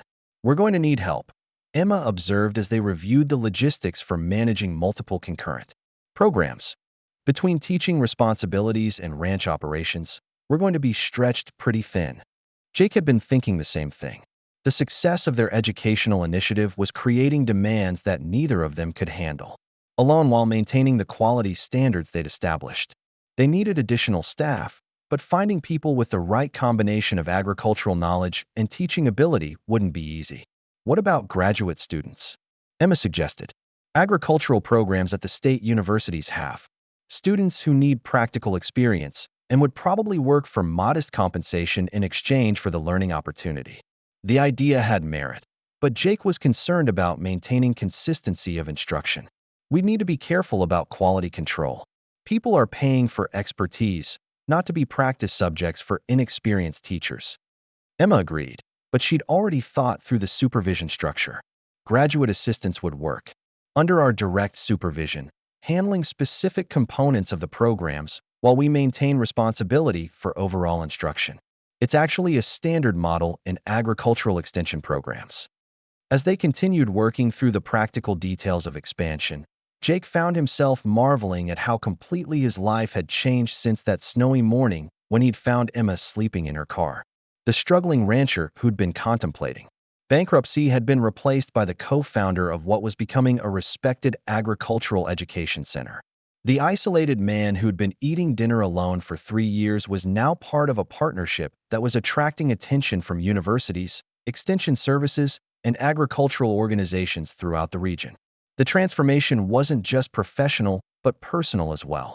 Working closely with Emma had reminded Jake of the satisfaction that came from building something meaningful with someone who shared his values and vision.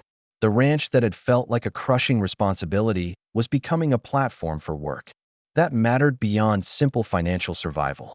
Emma, Jake said as they finally called it a night after another long planning session, I want you to know how much this partnership means to me.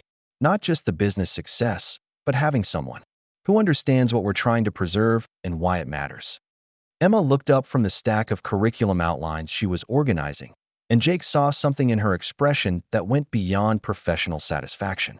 Jake, 6 months ago I thought my career was over, that everything I'd worked for had been destroyed by people who saw no value in what I was trying to do. This partnership hasn't just saved my professional life. It's given me the opportunity to do work that's more meaningful than anything I could have accomplished in a traditional classroom. The moment carried weight that neither of them was quite ready to acknowledge directly, but Jake felt the foundation of their relationship shifting in subtle but significant ways. They were no longer just business partners thrown together by circumstances, but collaborators who discovered they could create something together that neither could build alone. As Emma walked back to her cabin through the crisp winter air, and Jake headed upstairs to the bedroom where 4 generations of Sullivan men had slept, both carried with them the satisfaction of work that was succeeding beyond their most optimistic projections. The ranch was not just surviving but thriving, and the educational programs were proving that traditional agriculture could adapt and prosper in the contemporary economy. More importantly, they were demonstrating that the values and knowledge systems that Richard Blackwood had tried to destroy were not only worth preserving, but essential for building a sustainable future.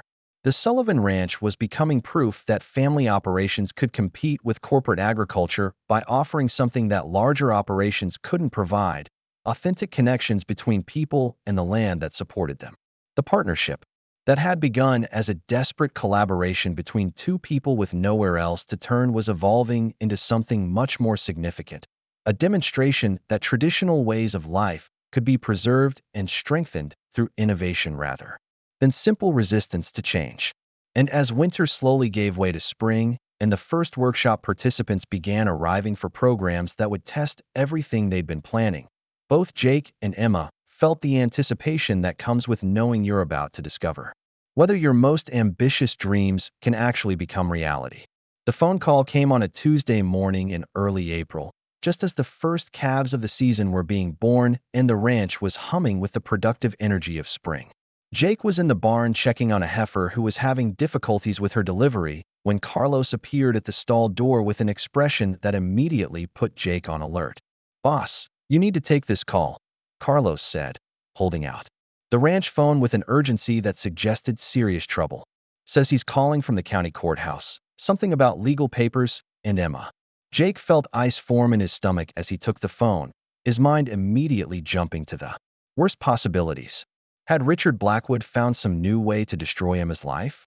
Was there some legal complication with her employment at the ranch that he hadn't anticipated? "This is Jake Sullivan," he said, keeping his voice steady despite the anxiety clawing at his chest. "Mr. Sullivan, this is Deputy Marshal Tom Rodriguez. I'm calling to inform you that we've received a court order requiring the immediate return of one Emma Carter to Copper Creek for questioning regarding charges of theft of educational materials and violation of employment contract terms." The words hit Jake like a physical blow. He'd known this moment might come, had seen the determination in Richard Blackwood's eyes during their brief encounters in town, but he'd hoped that Emma's low profile at the ranch would keep her safe from further persecution. "What specific charges?" Jake asked, his rancher's instincts kicking in as he gathered information before deciding how to respond. According to the complaint filed by the Copper Creek School District, Ms. Carter removed proprietary educational materials when she was terminated, materials that belong to the district and are valued at over $5,000. There's also a claim that she violated the terms of her employment contract by soliciting students and parents for a competing educational program. Jake felt anger building in his chest as he listened to the obviously fabricated charges. Emma had been meticulous about returning all school property when she was fired, and the educational programs at the ranch served an entirely different population than the elementary school. But he also understood that Blackwood had enough influence to make even ridiculous charges stick long enough to destroy Emma's reputation and their partnership. "When is this questioning supposed to take place?" Jake asked, already beginning to formulate a response strategy. "We're required to bring her in today," Rodriguez replied, and Jake could hear reluctance in the deputy's voice.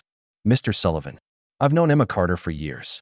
She's a good teacher and a decent person, but I've got legal papers here that require me to act on them." Jake appreciated the deputy's honesty, but legal requirements were legal requirements regardless of personal opinions.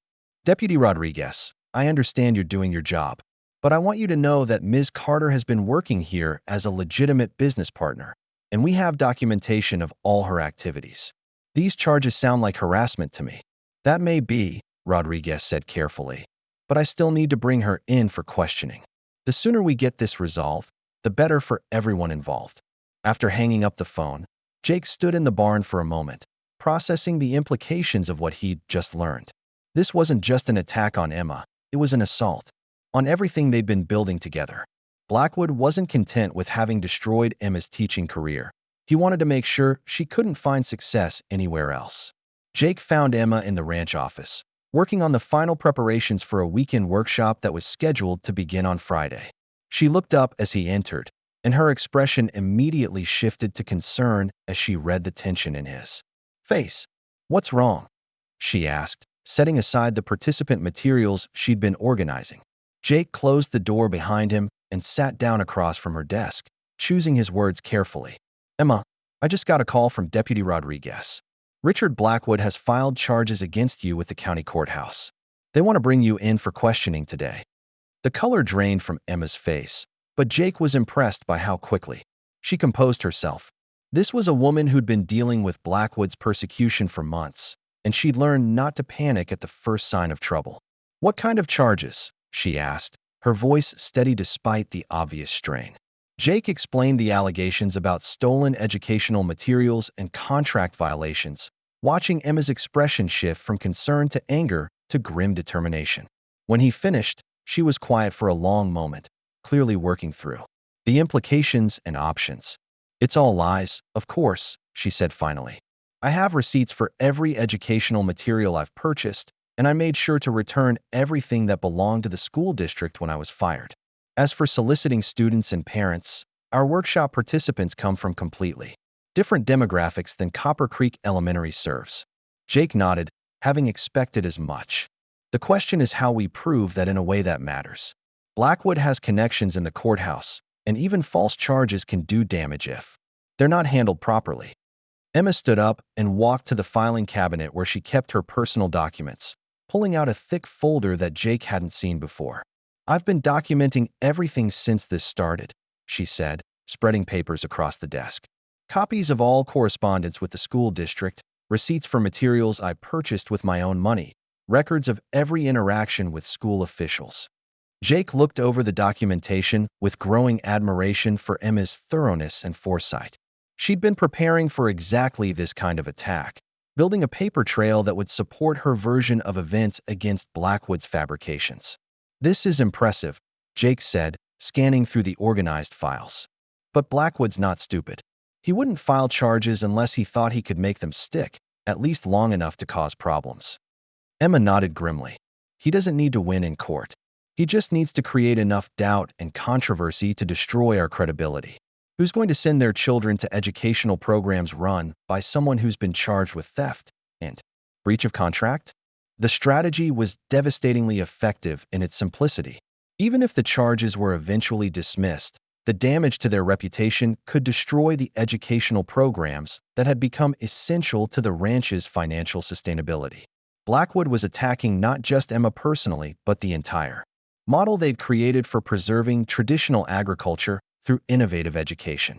"We need legal representation," Jake said, his mind already working through the practical steps required to fight back. "And we need to make sure our workshop participants understand what's really happening here."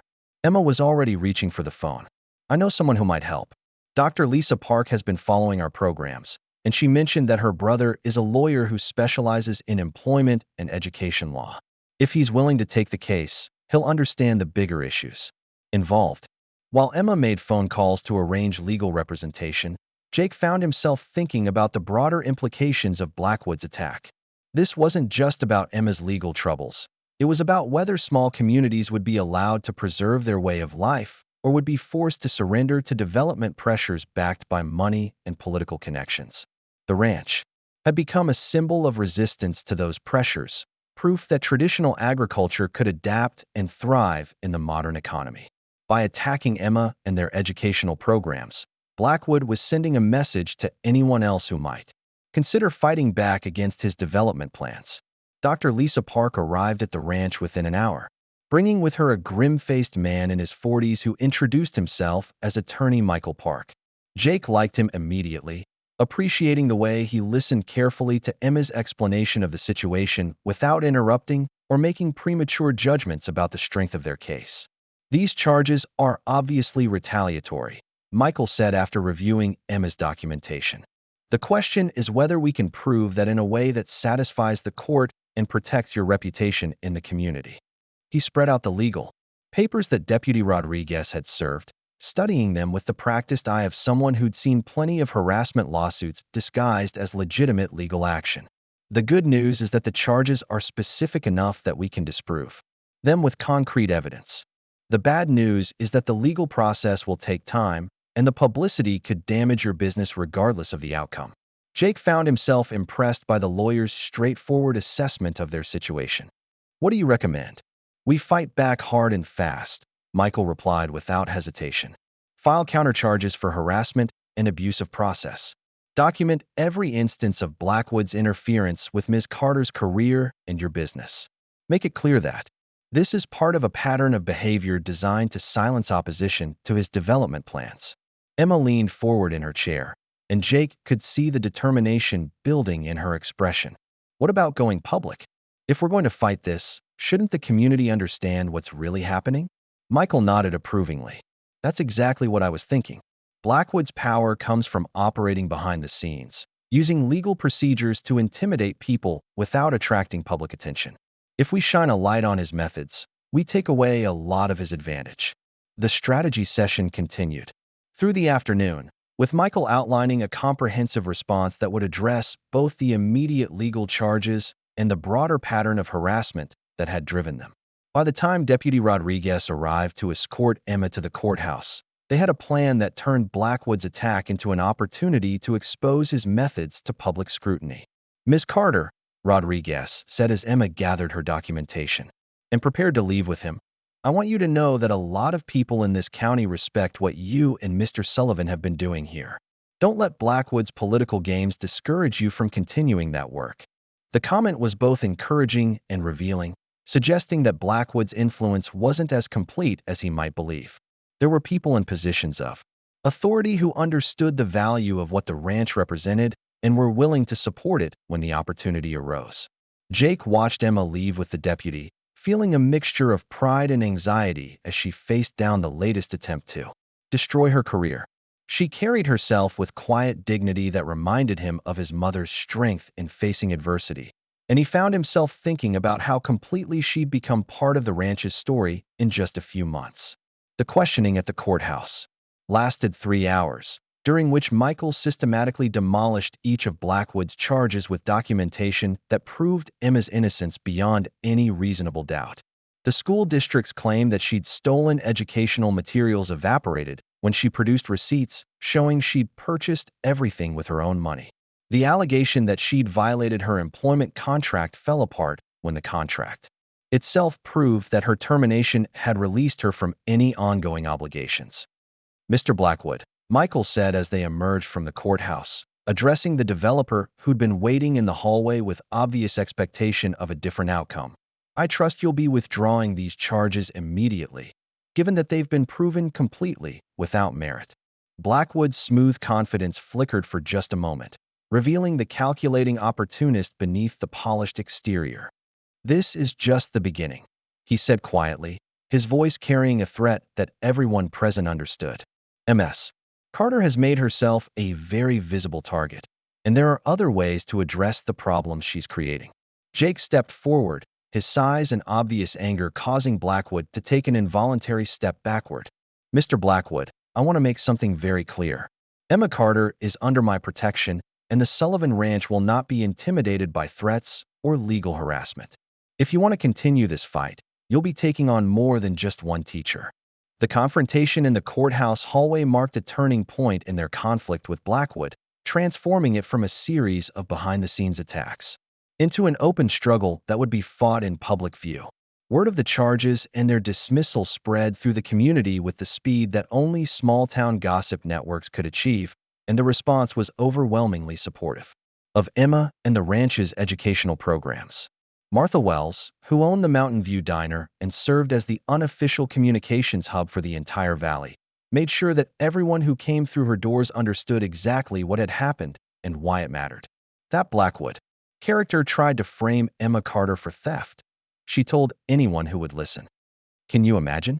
Going after a teacher who's been helping ranchers learn better ways to manage their land. It's shameful, is what it is. The attempted prosecution had an unexpected consequence that neither Jake nor Emma had anticipated. Instead of damaging their reputation, it elevated their profile and generated sympathy for their cause throughout the region. Enrollment in their educational programs surged as people who'd been considering participation decided that supporting the ranch was a way of standing up to outside pressure on rural communities. "Funny how these things work out," Carlos observed as they prepared for the largest workshop group they'd ever hosted. "Blackwood tried to shut us down, but all he did was prove that what we're doing here matters enough for powerful people to be afraid of it." Jake found the observation both amusing and sobering. They'd succeeded beyond their wildest expectations in creating educational programs that preserved agricultural traditions while generating sustainable income. But that success had also made them a target for forces that saw traditional rural life as an obstacle to more profitable development. The Spring Workshop series drew participants from across the Rocky Mountain region, including several university professors who were interested in incorporating the ranch's methods into their own agricultural programs. The success was gratifying, but it also brought increased scrutiny and pressure that neither Jake nor Emma had fully anticipated. "We're becoming more visible than I'm comfortable with," Emma confided as they watched a news crew from the regional television station interview participants in their latest workshop. "The more attention we attract, the bigger target we become for people like Blackwood." Jake understood her concern, but he'd reached a different conclusion about their situation. "Emma, we can't let fear of retaliation keep us from doing work that matters. If we back down now, Blackwood wins without even having to fight us directly." The conversation took place on the porch of the main house, with the spring evenings settling around them like a benediction. The ranch looked peaceful and prosperous, with well-maintained facilities and healthy cattle grazing in pastures that showed the benefits of careful land management. It was a scene that represented everything they'd been working to preserve and strengthen. "I've been thinking about something," Jake said as they watched the sunset paint the mountains in shades of gold and purple. "When I offered you that partnership 6 months ago, I was focused on saving the ranch from bankruptcy. But what we've built together is bigger than just financial survival." Emma turned to look at him, and Jake saw understanding in her brown eyes. "We've created something that demonstrates the value of traditional agriculture in ways that pure economics never could," she said softly. "We've proven that family ranches can be innovative and profitable while preserving the knowledge and values that make rural communities strong." Jake nodded, feeling the weight of responsibility settling on his shoulders in a new way. "Which means we have obligations that go beyond just our own success. Other ranchers are watching what we do, learning from our methods, adopting our approaches. If we succeed, we create a model that others can follow. If we fail, we discourage people from even trying." The realization was both inspiring and daunting. The Sullivan Ranch had become more than just a family operation. It was a demonstration project that could influence the future of agriculture throughout the region. The educational programs weren't just generating income. They were spreading knowledge and methods that could help preserve a way of life that was under pressure from multiple directions. "Jake," Emma said quietly, "there's something I need to tell you. Something I should have mentioned before, but I wasn't sure how you'd react." The serious tone of her voice caught his attention immediately. "What is it?" Emma stood up and walked to the porch railing, looking out over the ranch, with an expression that mixed determination with vulnerability. "I'm not just fighting Blackwood for professional reasons anymore. I'm fighting him because I've found something here that I didn't know I was looking for." Jake felt his heart rate increase as he waited for her to continue, sensing that whatever she was about to say would change the nature of their relationship in ways that couldn't be undone. "I found a home," Emma said simply. "Not just a place to work or a business partnership, but a real home with someone who shares my values and vision for the future. I'm fighting Blackwood because I'm not willing to give up what we've built together, professionally or personally." The admission hung in the air between them, loaded with implications that both had been carefully avoiding for months. Jake stood up and moved to stand beside her at the railing, close enough to feel the warmth of her presence, but not quite touching. "Emma," he said softly, "I need you to know that you've given me back something I thought I'd lost forever. Not just hope for the ranch's future, but the belief that it's possible to build something meaningful with another person." They stood together in comfortable silence as the last light faded from the sky and the ranch settled into the peaceful rhythms of evening. The partnership that had begun as a desperate collaboration between two people with nowhere else to turn had evolved into something much deeper and more significant than either had anticipated.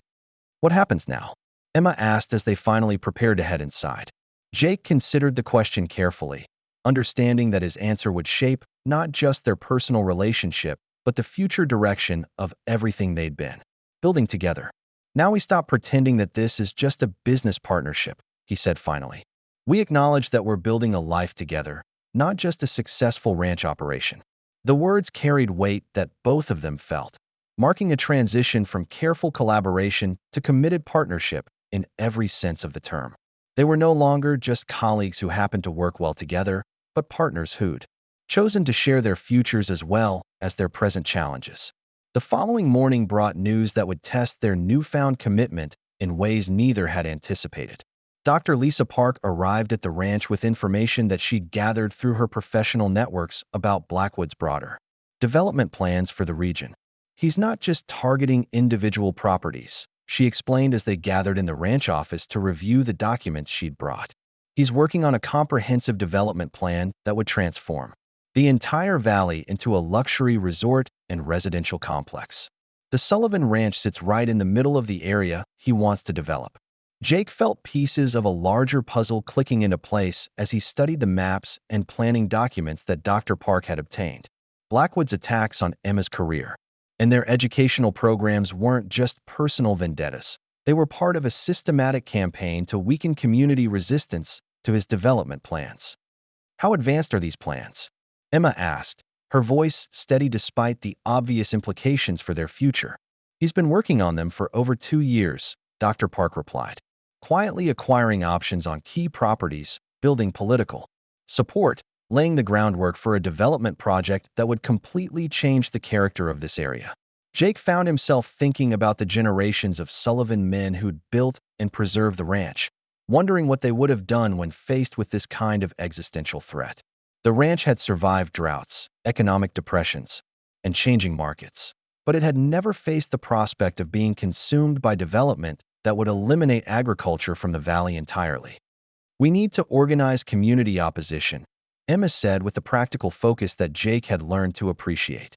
"Blackwood's power comes from operating without effective resistance. If ranchers and other rural landowners unite against his plans, we can make development much more difficult and expensive." Dr. Park nodded approvingly. "That's exactly what I was hoping you'd say. There are a lot of people in this valley who oppose Blackwood's plans but haven't known how to fight back effectively.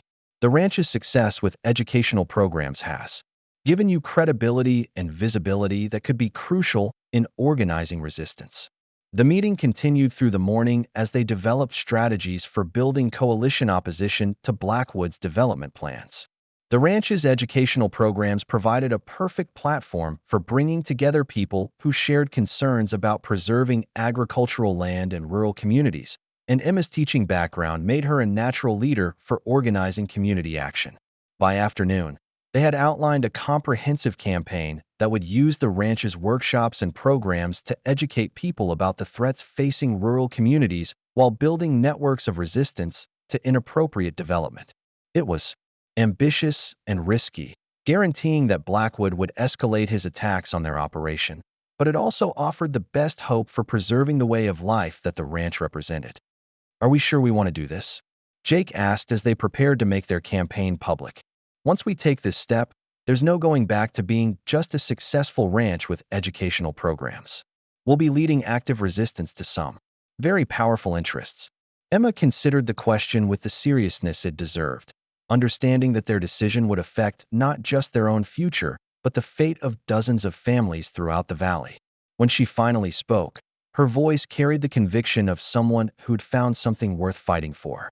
"Jake, 6 months ago I thought my career was over and I had nowhere to turn. You gave me a chance to rebuild my life and do work that mattered. Now we have the opportunity to help other people preserve what they value most. How can we not take that chance?" Jake felt the last of his hesitation evaporate as he looked into Emma's determined brown eyes. She was right, of course. They'd been given an opportunity to make a difference that went far beyond their own success, and turning away from that responsibility would betray everything they'd been working to build. "Then we fight," he said simply. "We organize the community, we expose Blackwood's methods, and we prove that rural communities can stand up to development pressure when they work together." The campaign launched the following week with a community meeting held at the ranch, drawing over 100 people from throughout the valley who were concerned about preserving agricultural land and rural community character. Emma's presentation about Blackwood's development plans was met with anger and determination that surprised even Jake with its intensity. "This isn't just about one development project," she explained to the packed audience in the converted barn. "This is about whether rural communities will be allowed to preserve their way of life or will be forced to surrender to outside interests that see our land as nothing more than a commodity to be exploited." The response was immediate and overwhelming. Ranchers who'd been struggling with their own challenges stepped forward to offer support and resources for fighting Blackwood's plans. Business owners who depended on agricultural customers committed to opposing any development that would eliminate their customer base. Even some of the part-time residents who'd moved to the valley to escape urban development pledged their support for preserving its rural character. Frank Morrison, the neighboring rancher who'd been one of their first workshop participants, stood up to address the crowd with the authority of someone who'd been working the land for decades. "What Jake and Emma have shown us is that we don't have to choose between preserving our traditions and adapting to modern challenges," he said. "Their educational programs prove that agriculture can be innovative and profitable while maintaining its connection to the land and community." The comment captured something essential about what the ranch had come to represent in the valley. It wasn't just a successful business operation. It was proof that traditional ways of life could evolve and thrive when supported by knowledge, innovation, and community cooperation. As the meeting concluded and people began organizing into working committees focused on different aspects of their resistance campaign, Jake found himself standing beside Emma and marveling at what they'd accomplished in less than a year.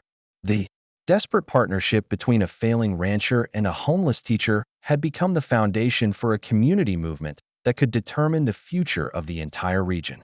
"You know what I think?" Emma said as they watched their neighbors and friends organizing to protect their shared way of life.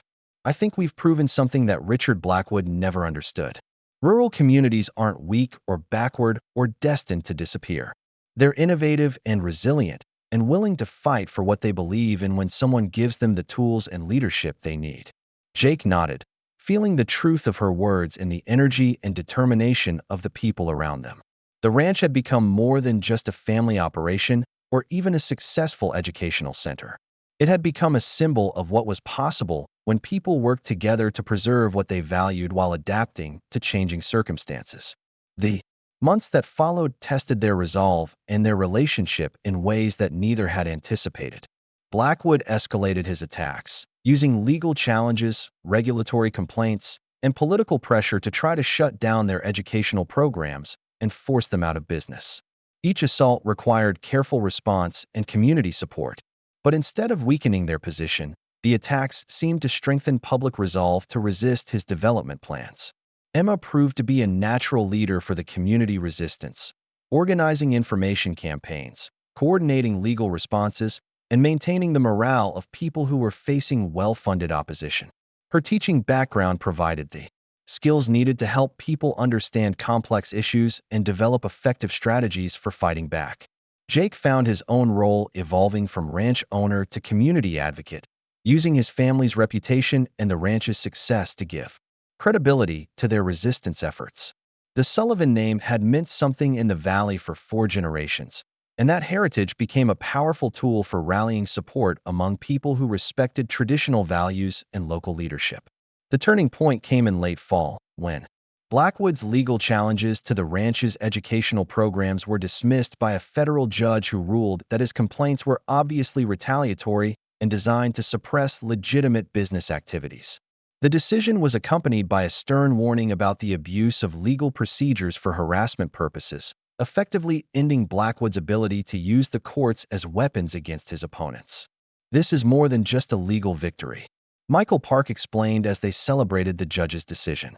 "This ruling establishes precedent that will make it much harder for developers to use harassment lawsuits against community organizations and small businesses. You've created protection for other people who want to resist inappropriate development." The legal victory was followed by political success as well. The community coalition that had formed around the ranch's leadership succeeded in electing county commissioners who opposed Blackwood's development plans and supported policies that protected agricultural land from inappropriate development. The election results sent a clear message that rural communities were willing and able to defend their interests when they organized effectively. As winter settled over the ranch and they began planning for another season of educational programs, Jake and Emma found themselves looking back on a year that had transformed not just their own lives, but the entire character of their community. The partnership that had begun as a desperate attempt to save a failing ranch had become the foundation for preserving a way of life that connected dozens of families to the land and to each other. Do you ever wonder what would have happened if your car hadn't broken down at my gate that morning?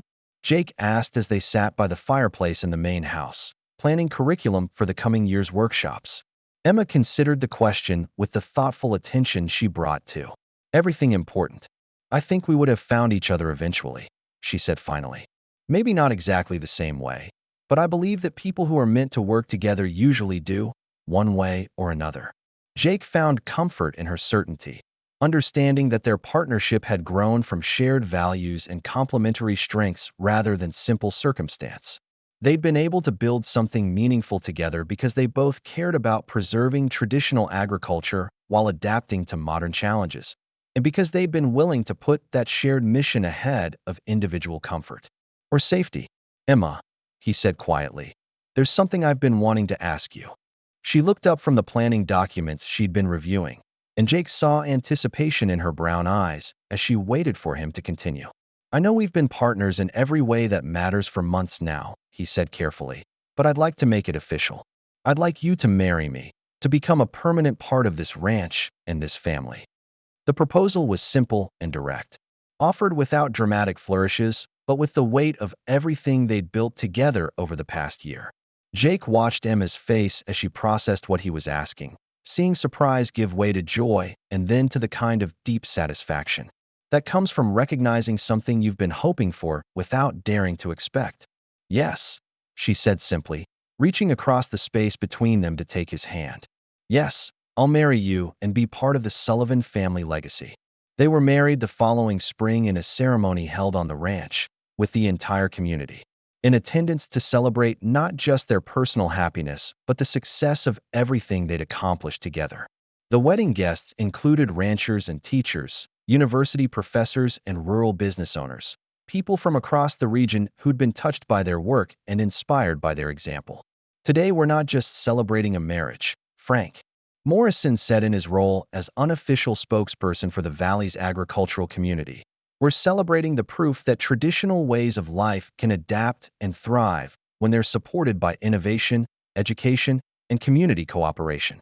As Jake and Emma exchanged vows beneath the cottonwood trees that his great-grandfather had planted, surrounded by friends and neighbors who'd helped them build something that honored the past while embracing the future, both felt the deep satisfaction that comes from knowing you've found your place in the world. The ranch stretched out around them, prosperous and sustainable, serving not just as a cattle operation, but as an educational center that was helping preserve agricultural knowledge and rural community values throughout the region. The partnership, that had begun with a desperate offer of mutual assistance, had become a marriage that represented the best possibilities for rural America, proof that innovation and tradition could work together to create something stronger than either could build alone. Years later, as they watched their own children learn ranch management and agricultural education in the classrooms and pastures where their parents had first discovered they could save each other, Jake and Emma would remember that snowy morning, when a homeless teacher and a failing rancher had found in each other exactly what they needed to build a future worth preserving. The Sullivan Ranch had needed sons, and Emma had needed protection. But what they'd created together was something neither had imagined possible, a legacy that would influence agricultural education and rural community development for generations to come. They'd proven that the most important inheritances aren't just passed down from parents to children, but created by people who share a vision of what's worth preserving and the courage to fight for it together. Up next, you've got two more standout stories right on your screen. If this one hit the mark, you won't want to pass these up. Just click and check them out.